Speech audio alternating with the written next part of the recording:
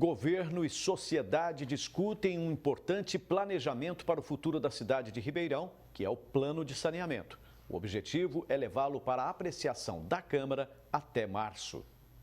As principais audiências públicas para definir a redação do Plano Municipal de Saneamento já começaram a ser realizadas. Estão em pauta pontos importantes como perdas no abastecimento, destino final dos resíduos, como reciclagem e transformação em energia, além de obras de combate aos alagamentos. A nossa própria legislação federal permite que resíduos sejam transformados em energia. Então, não só por decomposição biológica, que é o que é feito hoje dentro dos aterros sanitários, mas também por produção de energia a partir de incineração, mas não incineração semente de combustão.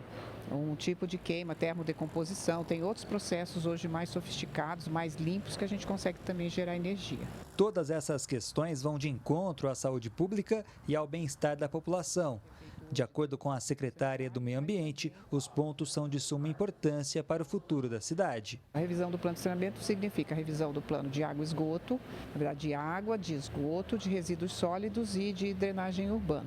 Então hoje a gente está tendo a primeira audiência de água e esgoto, aí nós estamos ainda em desenvolvimento, já fizemos a parte de diagnóstico, estamos desenvolvendo agora o prognóstico da parte de resíduos. A ideia é que o plano esteja pronto e seja levado para a apreciação da Câmara ainda em março.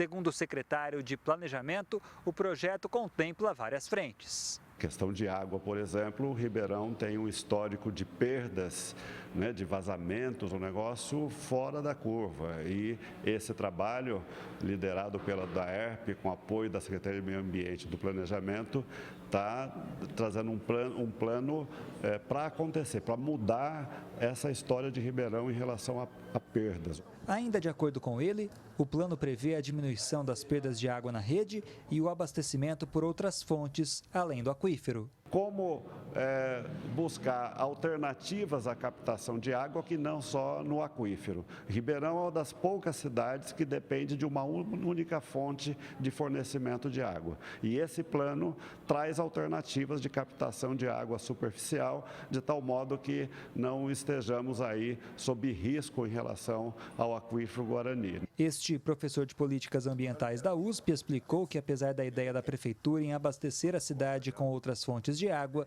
como o Rio Pardo, as diversas redes do município não estão conectadas. A rede de Ribeirão Preto não é uma rede. São 100 e poucos poços, portanto, devem ter 100 e poucas redes.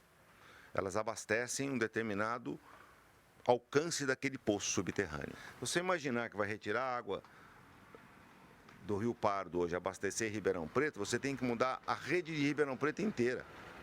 Fato que não ocorrerá.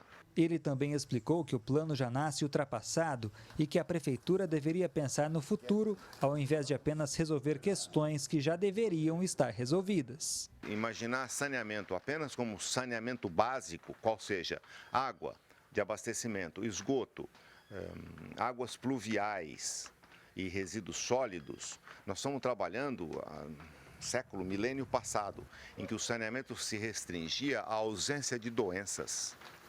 Na realidade, nós temos que trabalhar com uma perspectiva de saneamento ambiental, não mais básico, em que a ausência de doenças, algo superado, eu tenho que trabalhar com o bem-estar da sociedade. Davi Florim para o Jornal da Clube. Agora ao vivo, Gislene Lopes traz mais informações. Gislene. Lembrando que o plano de saneamento é importante para planejar o futuro da cidade. E a gente conversa agora com Jaime Bulos, que é professor de Direito Ambiental. Doutor, passou da hora da Prefeitura de Ribeirão dar mais atenção ao plano de saneamento? Boa tarde. Boa tarde. Sim, o plano de saneamento é de suma importância, para a cidade, até porque a gente precisa ter claro como é essa rede de tratamento de esgotos e lembrar que saneamento não é só tratamento de esgoto, envolvem outras questões aí relativas ao meio ambiente. E nós não podemos esquecer que Ribeirão Preto, embora tenha quase 100% de tratamento de esgoto, existe uma grande parte da população que ainda vive com esgoto a céu aberto. Então, está mais do que na hora da gente regulamentar e ter um plano de saneamento básico na cidade. Doutor, nesse caso, é mais importante pensar no futuro ou resolver problemas antigos que já deveriam estar resolvidos?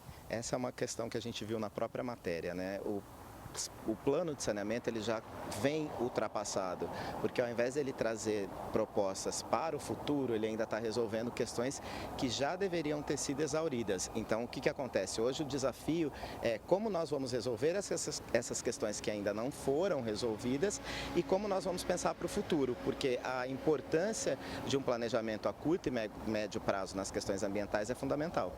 Doutor Ribeirão enterrou discussões novas sobre tecnologias aplicadas ao lixo e existem medidas concretas de transformação de energia limpa. Só faltam ser adotadas? Só faltam ser adotadas. Há uma falta de interesse da gestão pública, porque isso tem um custo, e também políticas públicas para incentivar a população em relação ao descarte de lixo, de resíduos sólidos e de como a gente poderia aproveitar isso para uma energia limpa. O plano de combate às perdas no abastecimento de água pode ser considerado uma das questões mais urgentes em Ribeirão.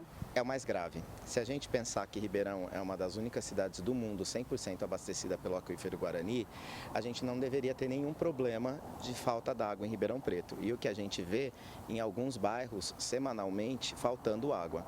Essa questão de você utilizar de outros recursos, principalmente da água do Rio Pardo, ela não seria necessária se a gente tivesse ali uma administração que fosse coerente com aquilo que se espera em relação aos recursos hídricos.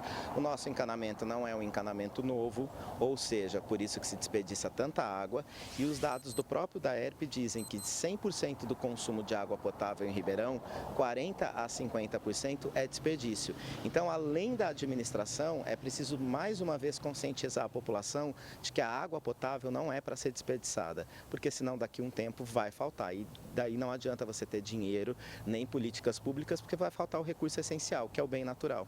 Com certeza, doutor. Muito obrigada pela sua participação no Jornal da Clube. E daqui a pouco a gente volta para falar sobre o contrato da merenda escolar de Orlândia. É com você, Pucci. Ok, Gislene.